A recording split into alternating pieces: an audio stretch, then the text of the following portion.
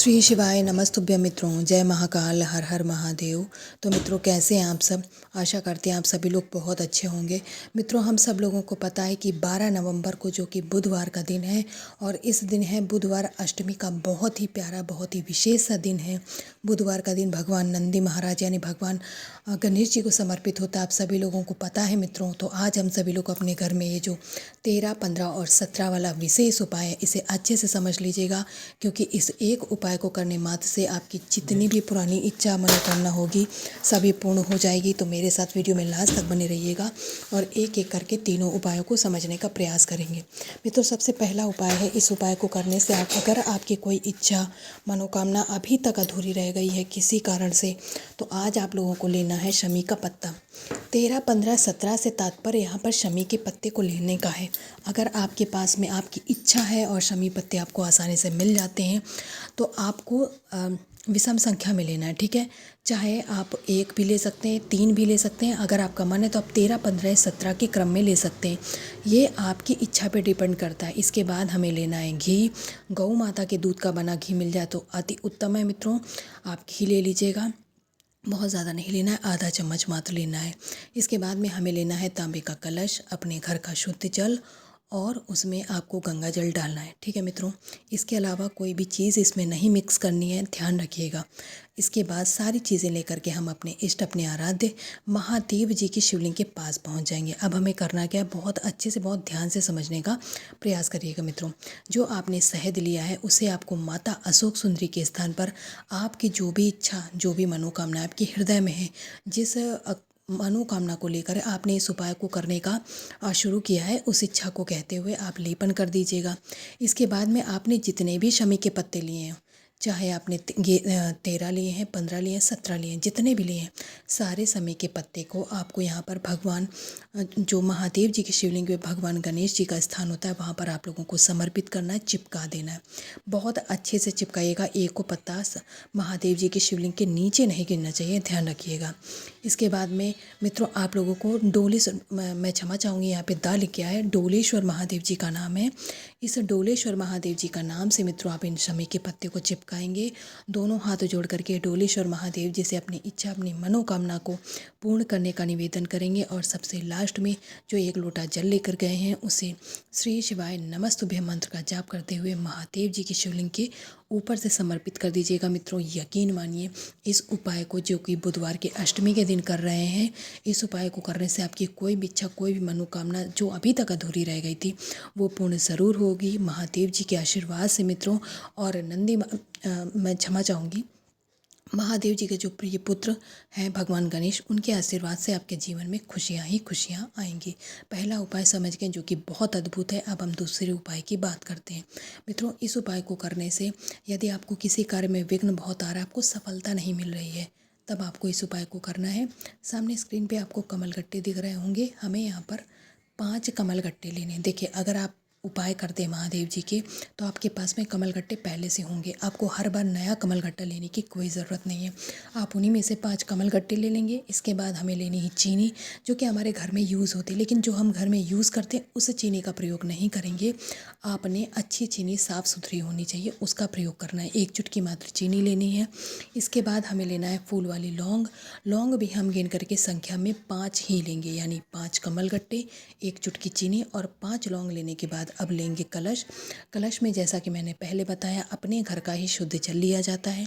गंगा जल है तो डाल दीजिए मित्रों। इसके बाद में जो आपने चीनी ली है, उस चीनी को भी इसी कलश में डालेंगे। लौंग और कमलगट्टा नहीं डालेंगे। आपका मीठा जल बन करके तैयार हो गया है। इसे उठाएंगे, लौंग और कमलगट्टा अलग से लेकर के पहुंच जाएंगे अपने इष्ट, अपने आराध्य यानी महादेव जी की शिवलिंग के पास अपने इस उपाय को करने के लिए। अब समझते मित्रों हमें करना क्या है। देखिए, आपके पास में है कमलगट्टा, आपके पास में है लौंग। हम उपाय किस लिए कर रहे हैं? आपका कोई कार्य बन नहीं रहा है, जिस कार्य में बार बार अड़चन आती है, आप शुरू करते हैं लेकिन विघ्न आ जाता है, फिर शुरू करते हैं फिर विघ्न आ जाता है।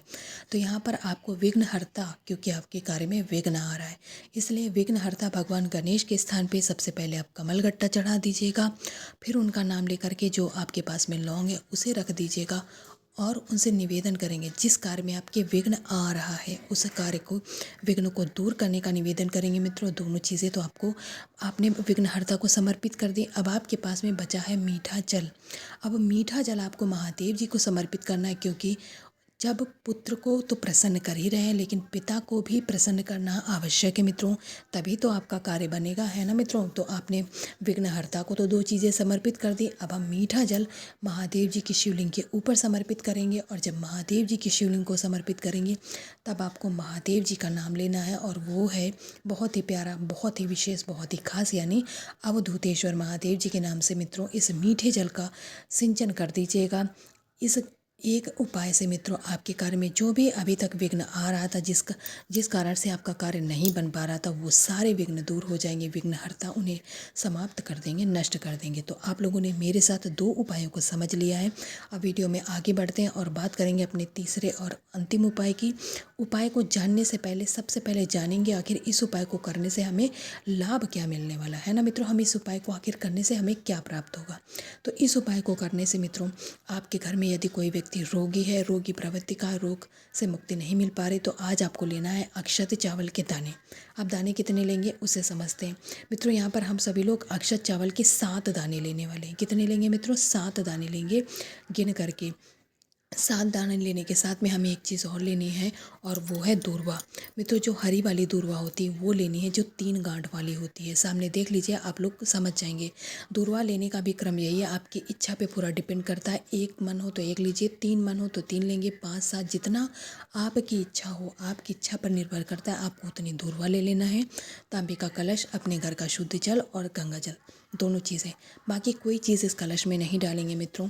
अब हम पहुंच जाएंगे दोनों चीज़ों को लेकर के महादेव जी की शिवलिंग के पास। मित्रों आप इस उपाय को अपने घर पे भी कर सकते हैं। अगर मंदिर जाना चाहते हैं तो मंदिर जा कर के भी आप उपाय को कर सकते हैं। यहाँ पहुँच करके विघ्नहर्ता भगवान गणेश को उस रोगी व्यक्ति का नाम और गोत्र का नाम बोल करके सबसे पहले अक्षत चावल के दाने समर्पित करेंगे। ठीक है मित्रों, चावल के दाने समर्पित करने के बाद में आपको फिर से उस व्यक्ति का नाम और गोत्र बोलना है जिस व्यक्ति के लिए आप यह उपाय कर रहे हैं, और इस बार आप दूर्वा समर्पित करेंगे। हमें नहीं पता आपने कितनी दूर्वा ली है, क्योंकि यहाँ पर पूरी तरीके से आपकी स्वेच्छा पे निर्भर कर रहा है। तो ठीक है मित्रों, इतना करने के बाद में कुंदकेश्वर महादेव जी का नाम लेकर के पहले उस व्यक्ति के लिए प्रार्थना करिएगा जिस व्यक्ति के लिए आप उपाय कर रहे हैं। प्रार्थना करने के बाद में आपने जो 1 लोटा जल लिया है उसे महादेव जी की शिवलिंग के ऊपर श्री शिवाय नमस्तुभ्यं मंत्र का जाप करते हुए समर्पित कर दीजिएगा। बाद में आपको ये दूर्वा ले जा करके उस व्यक्ति को खिलाना है, सुखा करके पाउडर बना करके।